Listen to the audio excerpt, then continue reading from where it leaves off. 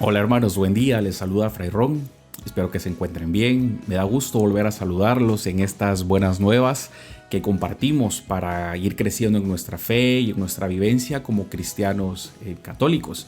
Espero que todos estén gozando de las bendiciones de Dios y que puedan sentir esa presencia que nunca nos abandona. En este episodio vamos a continuar meditando y profundizando en la oración del Padre Nuestro. Ya en el episodio anterior podíamos ir descubriendo muchas pistas sobre qué es la oración y cómo Dios, que es nuestro Padre, quiere que nos comuniquemos con Él para llenarnos de su amor y de sus dones. Otra pregunta que constantemente me han hecho es: ¿cómo puedo orar? Por lo mismo que la oración es una comunicación con Dios, no existe un método único y exclusivo para hacer nuestra oración. Aunque existen muchas escuelas de oración, maestros de espiritualidad, cursos de oración, etc. Sin embargo, no quisiera decirles que deberían elegir una manera en particular y cerrada de hacer oración, porque el Espíritu Santo tiene tanta creatividad que se derrama sobre nuestros corazones que es imposible encerrarlo, y al no tener una manera cerrada y mecánica de dirigirnos a Dios, podemos dejar que la creatividad vaya llenando nuestra vida de acuerdo a los diferentes momentos que vamos viviendo. Lo que estamos compartiendo aquí en estas reflexiones del Padre Nuestro nos puede ayudar a la pregunta de cómo orar, porque la profundización en cada parte de esta oración que vamos haciendo nos permitirá irlo conociendo mejor e irlo aplicando a cada aspecto de nuestra vida por la profundidad de sentido que tiene. Tradicionalmente a esta oración se le atribuyen 7 peticiones. Las primeras 3 se dirigen a Dios como muestra de nuestra adoración, alabanza y culto a Él. Y las siguientes 4 recogen todas las necesidades que nosotros como seres humanos tenemos aquí en nuestra vida en la tierra y que vamos poniendo en sus manos confiando en su providencia divina. La primera de estas peticiones que hacemos es: santificado sea tu nombre. Y nos pueden surgir algunas preguntas tales como: ¿qué es santificar? ¿Y cuál es el nombre de Dios? Para ir comprendiendo un poco a poco esto, en la Biblia se nos relata que en el encuentro de Moisés con Dios, en el episodio de la zarza ardiente, cuando Dios envía a Moisés a liberar a su pueblo de la esclavitud de Egipto, Moisés le pregunta cuál era su nombre para poder comunicarlo al faraón y a su pueblo. En este tiempo de la historia había muchísimas religiones que creaban a sus dioses y les iban dando nombres de acuerdo a las propias necesidades o como ellos los iban percibiendo. El dios sol, la tierra, la lluvia, los animales y muchas cosas más. Y por eso Moisés le hace esta pregunta, porque estaban tan acostumbrados a que los dioses tuvieran un nombre. Sin embargo, Dios no le da un nombre concreto a Dios, porque Dios no puede tener un nombre así como lo tenían en las otras religiones.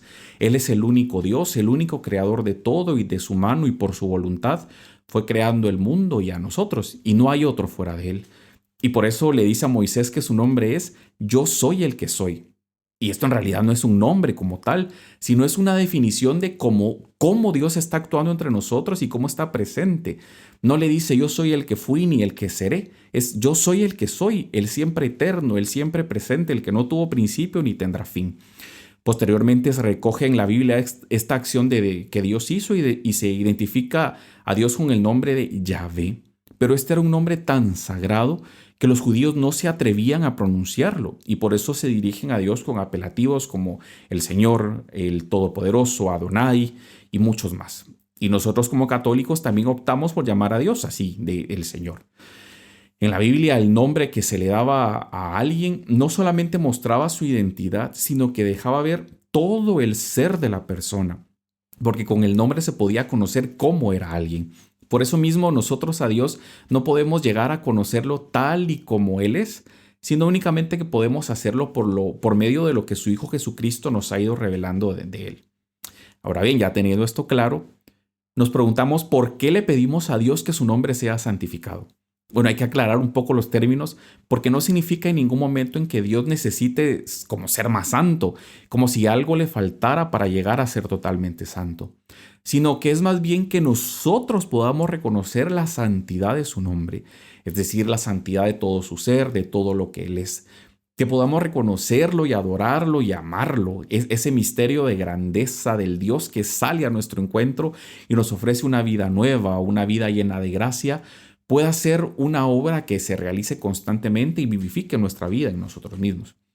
Entonces, cuando pedimos que su nombre sea santificado, lo que estamos pidiendo es que Dios nos conceda que, estando en contacto con el misterio que su Espíritu nos revela, podamos ir haciendo una realidad del plan que Él tiene trazado para nosotros. Ese plan que Jesús nos vino a mostrar y que como católicos nosotros nos comprometemos por hacer una realidad ya aquí en el ahora y en nuestra vida. Pero también santificar su nombre hace referencia al segundo mandamiento de la ley que nos dice: santificarás las fiestas, con el cual adoramos a Dios por medio de nuestra participación en los sacramentos, especialmente de la Eucaristía, que ahora pues por cuestiones de salud y de la pandemia no podemos participar como nos gustaría de manera presencial.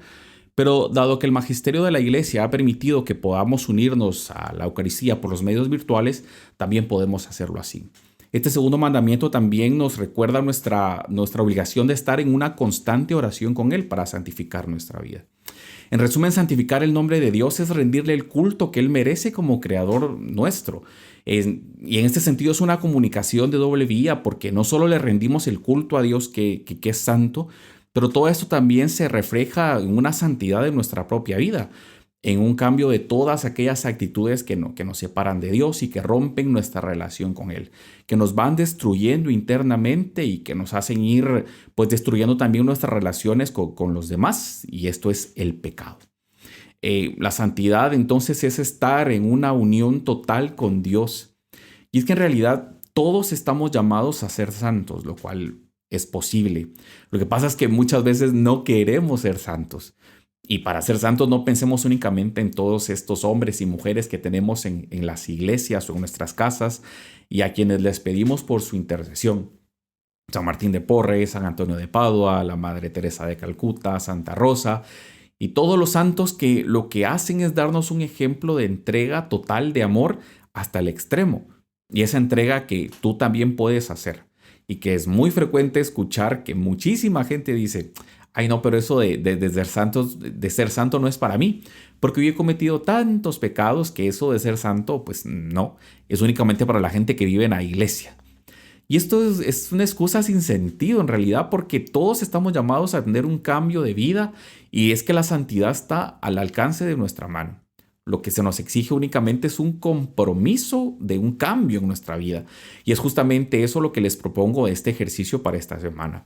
Cuando recen el Padre Nuestro y lleguen a la parte de santificado sea tu nombre, piensen en una actitud de pecado que puedan estar cometiendo y pídanle a Dios la fuerza para irlo superando e ir tomando un propósito firme de cambiar todo aquello que nos aleje de Dios y de los hermanos, para así estar dando cada vez más pasos en el camino de la santidad. Voy terminando con la misma pregunta del inicio. ¿Cómo podemos orar? Pues bien, podemos orar abriendo la puerta de nuestra vida a la gracia y a la santidad de Dios, estando en una comunicación con Él y dejándonos insertar en esa atmósfera de amor infinito, dejándonos envolver por su gracia y por su misericordia. En realidad, los más beneficiados de la oración somos nosotros mismos, porque nos llenamos de Dios, nos llenamos de su santidad y dejamos que su Espíritu nos vaya transformando. Padre nuestro que estás en el cielo, santificado sea tu nombre. Se despide de ustedes su hermano Fray Ron, y será hasta la próxima en que volvamos a encontrarnos, si Dios lo permite, para seguir compartiendo estas buenas nuevas que han llegado a nuestras vidas.